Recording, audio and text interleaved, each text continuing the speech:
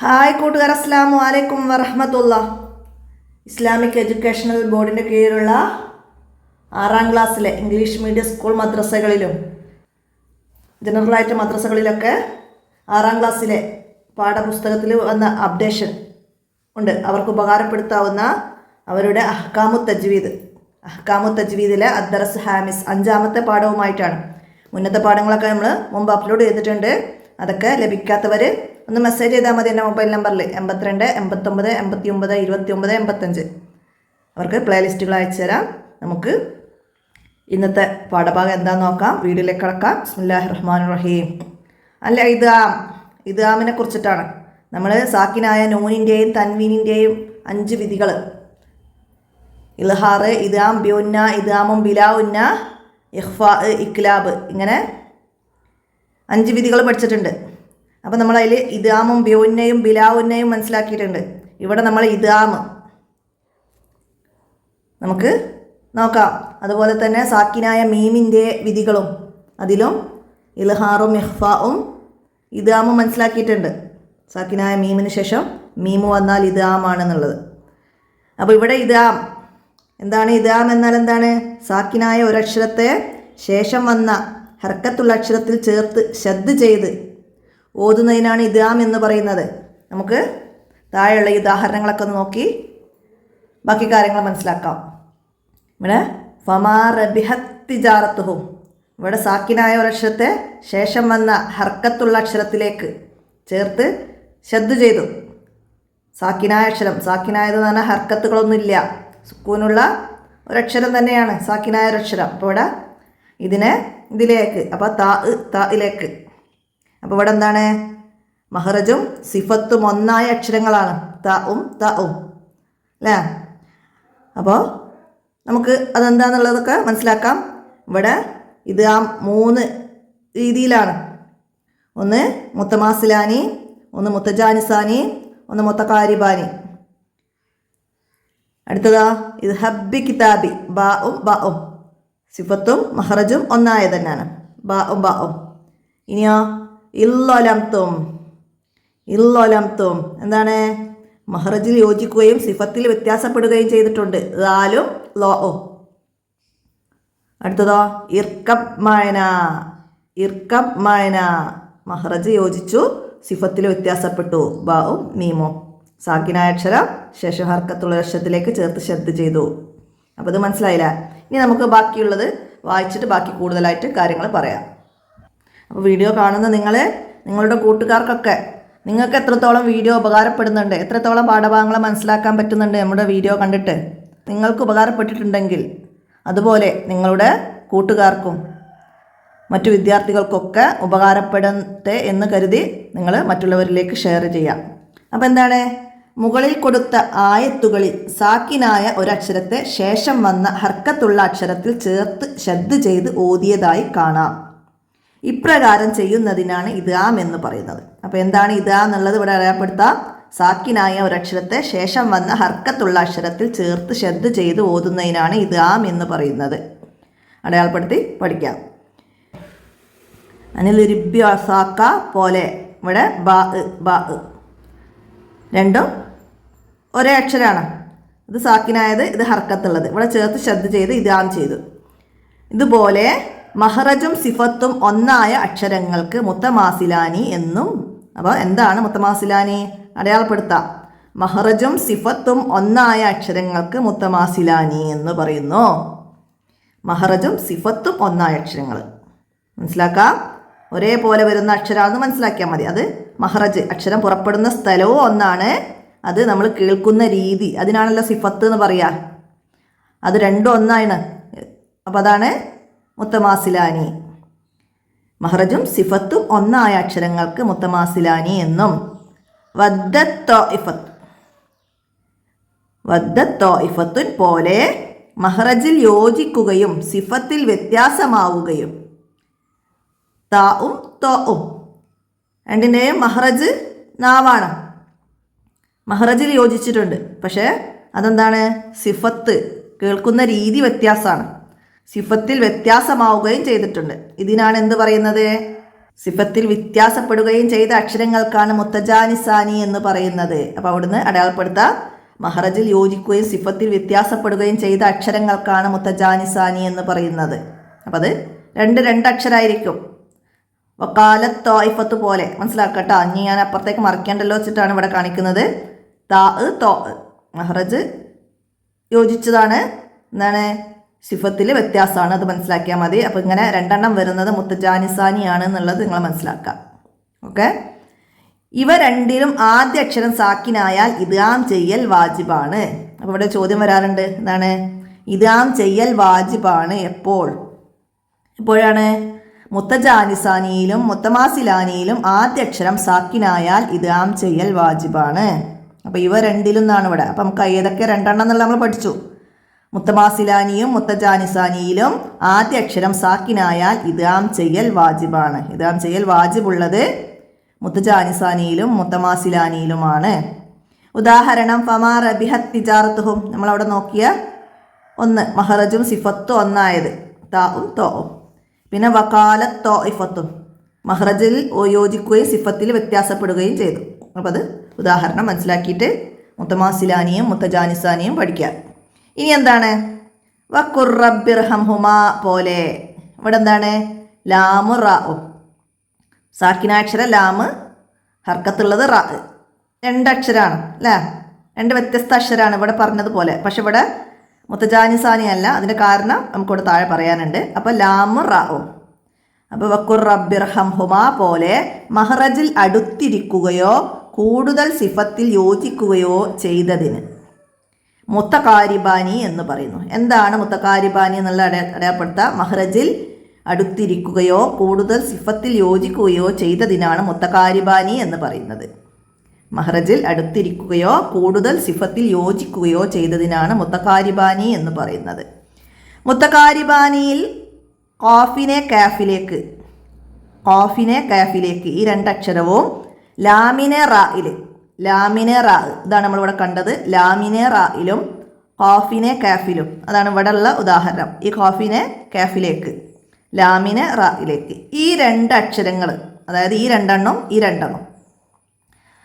ഈ രണ്ടക്ഷരങ്ങൾ മാത്രമേ നമ്മുടെ ഖിറാഅത്തിൻ്റെ ഇമാമ് ആസിം റഹിമഹുല്ലാഹു, അണ്ടർലൈൻ ചെയ്യട്ടോ, ഖിറാഅത്തിൻ്റെ ഇമാമാണ് ആസിം റഹിമഹുല്ലാഹു ഇദ്ഗാം ചെയ്തിട്ടുള്ളൂ. അപ്പോൾ മുത്തകാരിബാനിയുടെ അക്ഷരങ്ങൾ ഖാഫും കാഫും ലാമും റാവും. മുത്തമാസിലാനിയും മുത്തജാനിസാനിയും പോലെ ഖാഫും കാഫും ഒരുമിച്ച് വരുമ്പോഴും ലാമും റാവും ഒരുമിച്ച് വരുവാൻ സാക്കിനായ അക്ഷരവും പിന്നെ ഹർക്കത്തുള്ള അക്ഷരവും ആയിട്ട് വരുമ്പോഴും, അതായത് ലാമ ആദ്യവും റാ അടുത്ത ഹർക്കത്തുള്ള അക്ഷരവും, ഖാഫ് സാക്കിനായതും കാഫ് ഹർക്കത്തുള്ളതും, ഇത് രണ്ടും ഒരുമിച്ച് വരുന്നപ്പോൾ മാത്രമാണ് നമ്മുടെ ഖിറാഅത്തിൻ്റെ ഇമാമ് ആസിം റഹിമഹുല്ലാഹു ഇദ്ഗാം ചെയ്തിട്ടുള്ളൂ. അപ്പോൾ അതുപോലെ തന്നെയാണ് നമ്മളും ഇദ്ഗാം ചെയ്യേണ്ടത്. അപ്പോൾ അത് നമ്മൾ മഹ്റജും സിഫത്തും എന്താണ് വ്യത്യാസപ്പെടുകയും മഹ്റജിൽ യോജിക്കുകയും സിഫത്തിൽ വ്യത്യാസപ്പെടുകയും ചെയ്തതാണ് ഇവിടെ പറഞ്ഞത്. അപ്പോൾ അത് രണ്ട് വ്യത്യസ്ത അക്ഷരങ്ങളാണെന്ന് പറഞ്ഞിട്ടുണ്ട്. എന്നാൽ ഇതും അതുപോലെ തന്നെ വ്യത്യസ്ത അക്ഷരങ്ങളാണ്. പക്ഷേ ഖാഫും കാഫും ലാമും റാവും വരുമ്പോഴേ അവിടെ മുത്തകാരിബാനിയാണ് എന്നുള്ളത് മനസ്സിലാക്കണം. അപ്പോൾ നമ്മളെ ഖിറാഅത്തിൻ്റെ ഇമാമ് ആസിം റഹിമഹുല്ലാഹു ആണ്. മുത്തകാരിബാനിയിൽ ഇദ്ഗാം ചെയ്ത അക്ഷരങ്ങൾ ഏത് ചോദ്യം വരും. ഖാഫിനെ കാഫിലും ലാമിനെ റായിലും ആണ്. മനസ്സിലാക്കാം. ഇനി ഉദാഹരണം ഇവിടെ പറഞ്ഞ് അലം നഹ്ലുക്കും, ഖാഫും കാഫും, അലം നഹ്ലുക്കും, ബർറബ്ബുക്കും. അപ്പോൾ നമുക്ക് മാച്ച് ചെയ്യാനൊക്കെ ഇതേപോലെ ഖാഫും കാഫും വന്നാൽ ഇവിടെ ബാത്ത് മുത്തമാസിലാനിയും മുത്തജാനിസാനിയും മുത്തകാരിബാനിയും ഉണ്ടാവും. അപ്പോൾ നമ്മൾ യോജിച്ചതിലേക്ക് ചേർക്കേണ്ടത് മുത്തകാരിബാനിയിലേക്കാണ്. അതുപോലെ തന്നെ ബർറബ്ബുക്കും വന്നാൽ ലാമും റാവും വ്യത്യസ്ത അക്ഷരങ്ങൾ വരുമ്പോൾ മുത്തജാനിസാനിയിലേക്ക് മാച്ച് ചെയ്ത് പോകരുത്. അക്ഷരങ്ങൾ നോക്കുക. ഈ 4 അക്ഷരങ്ങൾ വരുന്ന സ്ഥലത്ത് എന്താണ് മുത്തകാരിബാനിയിലേക്കാണ് മാച്ച് ചെയ്യേണ്ടതും ഓപ്ഷനിൽ വന്നത് തിരഞ്ഞെടുത്ത് എഴുതേണ്ടതൊക്കെ കേട്ടോ. അപ്പോൾ അത് പ്രത്യേകം മനസ്സിലാക്കുക. എത്രയാണ് ഈ പാഠത്തിൽ. ഇനി ദഫ്തർ തോലിബിൽ നോക്കാം നമുക്ക്. അപ്പോൾ നമുക്ക് അതിൻ്റെ കൂടെ നമുക്ക് നോക്കി ഓതുന്നത് അൻആമിലെ 60-ാമത്തെ ആയത്ത് മുതൽ 110-ാമത്തെ ആയത്ത് വരെ തജ്വീദ് പ്രകാരം ഓതലാണ്. പിന്നെ ഹിഫ്ലിന് മുൽക്ക് സൂറത്തിലെ 11, 12, 13 ആയത്തുകളാണ്. ഇതൊക്കെ നമ്പർ പ്രകാരം തന്നെ നിങ്ങൾ പഠിച്ചു പോയാൽ എക്സാം ആകുമ്പോഴേക്കും നിങ്ങൾ സൂറത്തുൽ മുൽക്ക് മുഴുവനായിട്ട് മനപ്പാടാവും. പിന്നെ നമ്മൾ ചെറിയ ക്ലാസ്സിൽ പഠിച്ച ചെറിയ സൂറത്തുകളൊക്കെ, പിന്നെ ദിക്റുകൾ, നിസ്കാരത്തിൻ്റെ ദിക്റുകളും നിസ്കാര ശേഷമുള്ള ദുആകൾ, അതുപോലെ വീട്ടിൽ കയറുമ്പോൾ, പള്ളിയിൽ കയറുമ്പോൾ, ഇങ്ങനെയുള്ള കുറേ ദിക്റുകളൊക്കെ നമ്മൾ പഠിച്ചിട്ടുണ്ട്. അതൊക്കെ അതിൻ്റെ കൂടെ നിങ്ങൾ ഓർത്ത് മനസ്സിലാക്കണം. അതൊക്കെ ഹിഫ്ൽ എക്സാമിന് വരും. നമുക്ക് ദഫ്തർ തോലിബ് നോക്കാം. അപ്പോൾ ഇതിൻ്റെ വർക്ക് വരുന്നത് നുജിബ് ആദ്യം ചോദ്യങ്ങൾക്ക് ഉത്തരം എഴുതാനാണ്. ഇദ്ഗാം എന്നാൽ എന്ത്? ഇദ്ഗാം എന്നാൽ എന്താണ്? നമ്മൾ പാഠഭാഗത്തിൽ അടയാളപ്പെടുത്തി വെച്ചിട്ടുണ്ട്. അപ്പോൾ അവിടെ നോക്കിയിട്ട് ഇവിടെയൊക്കെ എഴുതാം. സാക്കിനായ ഒരക്ഷരത്തെ ശേഷം വന്ന ഹർക്കത്തുള്ള അക്ഷരത്തിൽ ചേർത്ത് ശ്രദ്ധ ചെയ്ത് ഓതുന്നതിനാണ്, ഓതിയതായി കാണാൻ, അപ്പോൾ ഓതുന്നതിനാണ് ഇദ്ഗാം എന്ന് പറയുന്നത്. അപ്പോൾ അത് എഴുതാം. അപ്പോൾ അത് അവിടെയൊക്കെ എഴുതാം. അപ്പോൾ ഞാനിവിടെ എഴുതിയിടുന്നില്ല. എന്താ വെച്ചാൽ ഒരുപാട് സമയമാണ് എഴുതിയിടുന്നതിനൊക്കെ വരുന്നത്. നമ്മൾ ഫോണിൽ ഇങ്ങനെ ടൈപ്പ് ചെയ്ത് ഉണ്ടാക്കിയിട്ട് വരാം. അപ്പോൾ അതൊക്കെ എന്നെ സംബന്ധിച്ചിടത്തോളം സമയം വളരെ വിലപ്പെട്ടതാണ്, വളരെ ബുദ്ധിമുട്ടുകളാണ് സമയം നഷ്ടപ്പെട്ടാൽ. അപ്പോൾ നിങ്ങൾക്ക് ഞാൻ പാഠഭാഗത്തിൽ കാണിച്ചു തരുന്നുണ്ട്. പാഠഭാഗത്തിൽ ഇല്ലാത്ത നമ്മൾ ഉണ്ടാക്കി എഴുതേണ്ട കാര്യങ്ങളൊക്കെ വരികയാണെങ്കിൽ ഞാൻ എഴുതിയിടാം. അപ്പോൾ നിങ്ങൾ ടെക്സ്റ്റ് ബുക്കിൽ അടയാളപ്പെടുത്തുക, അതാണ് നിങ്ങൾ ചെയ്യേണ്ടത്. അപ്പോഴാണ് നിങ്ങൾക്ക് നിങ്ങൾ എഴുതിയതിൽ എന്തെങ്കിലും മിസ്റ്റേക്കോ എക്സാമിന് പഠിക്കുമ്പം എഴുതിയത് മനസ്സിലാവാത്തതോ എന്തെങ്കിലുമൊക്കെ വരുമ്പോൾ നമുക്ക് പാഠഭാഗത്തിൽ ഈ ചോദ്യ നമ്പർ ഇട്ടിട്ട് പാഠഭാഗത്തിൽ അടയാളപ്പെടുത്തി വെച്ചത് എക്സാമിൻ്റെ സമയത്ത് നിങ്ങൾക്ക് നോക്കി പഠിക്കാൻ കഴിയും. എക്സാമിൻ്റെ സമയത്തൊക്കെ വീഡിയോ എടുത്ത് കാണാൻ നമുക്ക് സമയങ്ങൾ വിലപ്പെട്ടതാണല്ലോ. അപ്പോൾ പാഠഭാഗം മാത്രം വെച്ചിട്ട് നിങ്ങൾക്ക് മനസ്സിലാക്കി പഠിക്കാൻ കഴിയും. ഇനി രണ്ടാമത്തെ ചോദ്യം വന്നത് മുത്തകാരിബാനിയായ അക്ഷരങ്ങളുടെ പ്രത്യേകത എന്ത്? എന്താണ് മുത്തകാരിബാനിയായ അക്ഷരങ്ങളുടെ പ്രത്യേകത? അത് നമ്മളവിടെ എന്താണ് മുത്തകാരിബാനി എന്ന് അടയാളപ്പെടുത്തിയിട്ടുണ്ട്. മഹ്റജിൽ അടുത്തിരിക്കുകയോ കൂടുതൽ സിഫത്തിൽ യോജിക്കുകയോ ചെയ്തതിന് മുത്തകാരിബാനി എന്ന് പറയുന്നു. അപ്പോൾ മുത്തകാരിബാനിയായ അക്ഷരങ്ങളുടെ പ്രത്യേകത മഹ്റജിൽ അടുത്തിരിക്കുകയും കൂടുതൽ സിഫത്തിൽ യോജിക്കുകയും ചെയ്തതാണ് മുത്തകാരിബാനിയായ അക്ഷരങ്ങളുടെ പ്രത്യേകത. അപ്പം അത് മനസ്സിലാക്കിയിട്ട് എഴുതാം. ഇനി മൂന്നാമത്തെ ചോദ്യം, മുത്തജാനിസാനിയായ അക്ഷരങ്ങൾ ഏതാണ്? മുത്തജാനിസാനിയായ അക്ഷരങ്ങൾ ഏതാണ്? നമ്മളിവിടെ അടിയിൽ അടയാളപ്പെടുത്തിയിട്ടുണ്ട്. എന്താണ്? മഹ്റജിൽ യോജിക്കുകയും സിഫത്തിൽ വ്യത്യാസമാവുകയും ചെയ്ത അക്ഷരങ്ങളാണ്. ചെയ്ത അക്ഷരങ്ങൾക്കാണ് മുത്തജാനിസാനി. അതാണ് മുത്തജാനിസാനി. അത് അവിടെയൊക്കെ എഴുതാം. അടുത്തത് ഇനി മുത്തമാസിലാനി എന്നതുകൊണ്ട് എന്താണ് ഉദ്ദേശിക്കുന്നത്? എന്താണ് ഇവിടെ അടയാളപ്പെടുത്തി നമ്മളിതാ? എന്താണ് ഇവിടെ അടയാളപ്പെടുത്തി? മഹ്റജും സിഫത്തും ഒന്നായ അക്ഷരങ്ങൾക്കാണ് മുത്തമാസിലാനി എന്ന് പറയുന്നത്. അപ്പോൾ മഹ്റജും സിഫത്തും ഒന്നായിരിക്കുന്നതാണ് മുത്തമാസിലാനി എന്നതുകൊണ്ട് ഉദ്ദേശിക്കുന്നത്. മഹ്റജും സിഫത്തും ഒന്നായതാണ്. അടുത്തത് ഇദ്ഗാം വാജിബുള്ളത് എവിടെയാണ് ഇദ്ഗാം വാജിബുള്ളത്? നമ്മൾ പറഞ്ഞു അല്ലേ? ഇവിടെ ഇവ രണ്ടിലും ആദ്യാക്ഷരം സാക്കിനായാൽ ഇദ്ഗാം ചെയ്യൽ വാജിബാണെന്നാണ്. അപ്പോൾ ഏതൊക്കെയായിരുന്നു? മുത്തജാനിസാനിയും മുത്തമാസിലാനിയിലുമാണ് ഇദ്ഗാം വാജിബുള്ളത്. അപ്പോൾ മുത്തമാസിലാനിയിലും മുത്തജാനിസാനിയിലും മേലെ വന്ന ചോദ്യങ്ങൾ നോക്കിയിട്ട് ഇവിടെയൊക്കെ മുത്തജാനിസാനിയും മുത്തമാസിലാനിയും ഇവിടെയാണ് ഇദ്ഗാം വാജിബുള്ളത് എന്ന് എഴുതാം. അടുത്തത് നമ്മുടെ ഖിറാഅത്തിൻ്റെ ഇമാമാര് ആരായിരുന്നു? ആസിം റഹിമഹുല്ലാഹു ആണ്. നമ്മൾ പാഠഭാഗത്തിൽ അടയാളപ്പെടുത്തിയിട്ടുണ്ട്. പിന്നെ ഇവിടെ താഴെ ചോദ്യത്തിലും വന്നിട്ടുണ്ട്. നമ്മുടെ ഖിറാഅത്തിൻ്റെ ഇമാമാരെന്ന് വെച്ചാൽ ആസിം റഹിമഹുല്ലാഹു എഴുതട്ടോ. പാഠഭാഗത്തിൽ നമ്മൾ അടയാളപ്പെടുത്തിയിട്ടുണ്ട്. അവിടേക്ക് നമ്പർ ഇട്ട് വെക്കുക, മനസ്സിലാക്കണം കേട്ടോ. ആറാമത്തെ ചോദ്യത്തിൻ്റെ ആൻസർ ആണെന്നുള്ളത്. ഇനി 7, മുത്തകാരിബാനിയിൽ ആസിം റഹിമഹുല്ലാഹു ഇദ്ഗാം ചെയ്ത അക്ഷരങ്ങൾ ഏതെല്ലാമാണ് അക്ഷരങ്ങൾ? ഖാഫിനെ കാഫിലും ലാമിനെ റായിലും. ഖാഫിനെ കാഫിലും ലാമിനെ റായിലും ആണ് ആസിം റഹിമഹുല്ലാഹു ഇദ്ഗാം ചെയ്തിട്ടുള്ളത്. നമുക്ക് യോജിച്ചത് ചേർക്കാനാണ് അടുത്ത് വന്നത്. ഞാൻ പറഞ്ഞു നമുക്ക് മനസ്സിലാക്കാൻ കഴിയണം. മുത്തമാസിലാനി എന്നാൽ മഹ്റജും സിഫത്തും ഒന്നായതാണ്. രണ്ടും ഒരേ അക്ഷരാവും അല്ലേ? അപ്പോൾ ഇവിടെ കദ്ദഹലു മനസ്സിലാക്കിയാൽ പെട്ടെന്ന് നമുക്ക് ആൻസറൊക്കെ ചെയ്യാൻ പറ്റുന്ന രീതിയാണ് ഇതിൽ വന്നത്. മനസ്സിലാക്കിയാൽ മതി. കദ്ദഹലു മനസ്സിലായില്ല? അപ്പോൾ അതിൻ്റെ സി നമുക്ക് അവിടെ എഴുതി കൊടുക്കാം. ഇനി മുത്തജാനിസാനി അതിലെന്താണ്? മഹ്റജിൽ അടുത്തിരിക്കുകയും സിഫത്തിൽ വ്യത്യാസപ്പെടുകയും ചെയ്തതാണ്. അപ്പോൾ രണ്ട് അക്ഷരമായിരിക്കും. ഇവിടെ കദ്ദബയ്യന ദാലും താവും അതിൻ്റെ ലെറ്റർ നമുക്ക് അവിടെ എഴുതി കൊടുക്കാം. ഇനി മുത്തകാരിബാനിക്ക് നമ്മൾ പറഞ്ഞിട്ടുണ്ട് കാഫിനെ കാഫിലേക്കും ലാമിനെ റായിലേക്കുമാണ്. അപ്പോൾ അത് രണ്ടും വന്ന് ഏതെങ്കിലും ഉദാഹരണം ഉണ്ടോ നോക്കിയാൽ മതി. ഇവിടെ ലാമു റായിൻ്റെ കുർറബി. അപ്പോൾ അതിൻ്റെ ബി നമുക്കവിടെ എഴുതി കൊടുക്കാം. അടുത്തതിന് തഹസീസ് എന്താണ്? താഴെയുള്ള ആയത്തിൽ നമ്മളിപ്പോൾ പഠിച്ച ഇദാം വന്ന ഉദാഹരണങ്ങൾ കണ്ടെത്തിയിട്ട് മനസ്സിലാക്കാനാണ്. അപ്പോൾ നമുക്ക് നോക്കാം ഇതിൽ ഇദാം വന്നത്.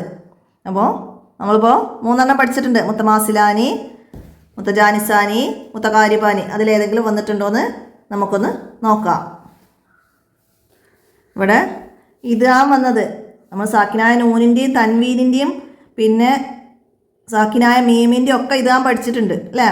അപ്പോൾ ഇവിടെ നമ്മൾ ഈ 3 മനസ്സിലാക്കിയത്. അപ്പോൾ നമുക്ക് ഇദാം ഏതൊക്കെ വന്നിട്ടുണ്ടെന്ന് നമുക്ക് നോക്കാം. ഇവിടെ മീമിന് ശേഷം മീം അല്ലേ? ഇദാമാണ്. സാക്കിനായ മീമിന് ശേഷം മീം ഇദാമാണ്. അതുപോലെ തൻവീന് ശേഷം മീം വന്നിട്ടുണ്ട്, അതും ഇദാമാണ് അല്ലേ? ഇദാം ബിഉന്ന നമ്മൾ മനസ്സിലാക്കിയിട്ടുണ്ട്.